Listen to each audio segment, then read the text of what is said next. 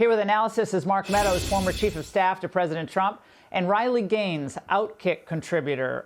Great to see both of you. Mark, now assuming that Mamdani wins, and he could lose still, it's unlikely, but he could. Should the Democrats be viewed as the official party of America's socialists? Well, without a doubt, you were playing some of those clips, Laura, and the sad part is that I believe it was at that particular gathering where they started out in a chant of DSA, not USA, but DSA for the Democrat Socialists of America. And this is all about their reforming their view of the far, far left. And I can tell you, they're more closely aligned with Karl Marx on economics than Carl Icahn. They believe that there shouldn't be any private ownership of businesses. And so when they say tax the rich, there won't be any rich in New York City left to be able to be taxed because of what they're doing. And yet you hit it the nail on the head. All the Democrats are coming alongside this mayoral candidate and, quite frankly, are not only endorsing him, but they'll have to campaign with them in 2026 and beyond. Oh, and moving to 2028, they're obviously going to nominate a radical, or whoever the party nominee will be forced to move by the left to that radical position on issues X, Y, and Z. Riley, we found an old clip of Mamdani, which we thought quite revealing. Watch. We clearly do not have the numbers as they are in this moment to win the radical legislation that we need to bring about. We have to continue to elect more socialists, and we have to ensure that we are unapologetic about our socialism. We cannot hide this from people. Every single person in the assembly knows that I'm a socialist. Riley, look, he had a plan. You have to hand it to him, right? Their plan was to completely remake the old Democrat Party. Trump did it for the Republican Party, but the Democrats are remaking their party into a socialist party. Do you think that any of the old school Democrats have the mojo, Riley, to kind of try to reform this from within, or are they all cowed? Well, honestly, Laura, I don't think there is such thing as the old school Democrats anymore. I mean, think about it. Tell me a moderate Democrat at any level, local, state, or federal. I mean, seriously, try and tell me one. Senator Fetterman is the most sane Democrat in Congress, and there's not even a close second. People like Mamdani, AOC, Crockett, those are the leaders of the Democratic Party now. That's who calls the shots. And who gets the short end of the stick here? We do.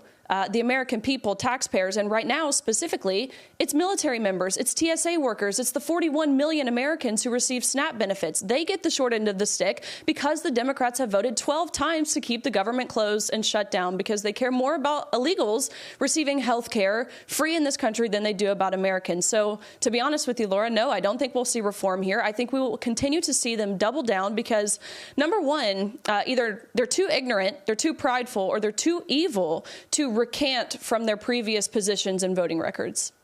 Mark, you have to admit here, the Democrats, they lost in 2016 after Obama. They barely won in 2020. They didn't get the turnout they thought last election.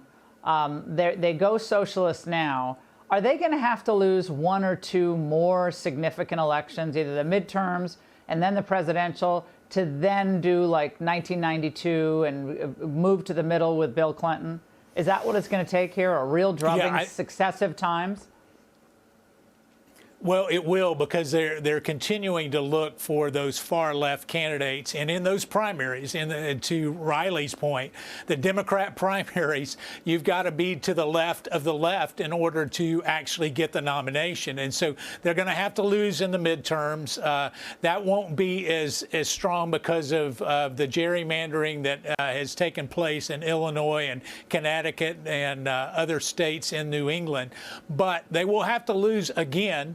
And I believe they will lose again in 2028 because most of America literally is not with them on these issues. And when they start to see how extreme they are, it may play well at a rally in New York City, but it doesn't play well across the heartland of this country. Yeah, Ohio doesn't play well in Iowa, doesn't play well in South Carolina. Exactly. At least not yet. Exactly. Now, Riley, you criticized AOC, Mamdani, and Sanders, kind of the socialist triplets, on X last night, writing that we are being destroyed from within. And AOC actually responded to your tweet, maybe we'll put it up on the screen, writing that maybe if you channeled all this anger into swimming faster, you wouldn't have come in fifth.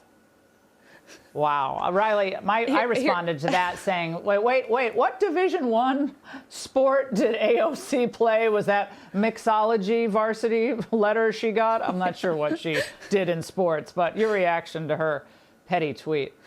Look, her position is morally bankrupt and it's politically foolish. For clarity, Laura, yes, I finished fifth in the nation at the Division I National Championships, tying with a 6'4" man who ranked 462nd in the men's division the year prior. It was like a South Park episode, but real life. And whose side does AOC and the rest of the Democratic Party take? They take the 6'4" man who flashed his junk at women in the locker room. That's whose side they take. They cannot help themselves but be on the wrong side of every 80-20 issue, whether it's border, whether it's crime, whether it's castrating children, whether it's parental rights, whether it's men and women's sports. So here is what I will say.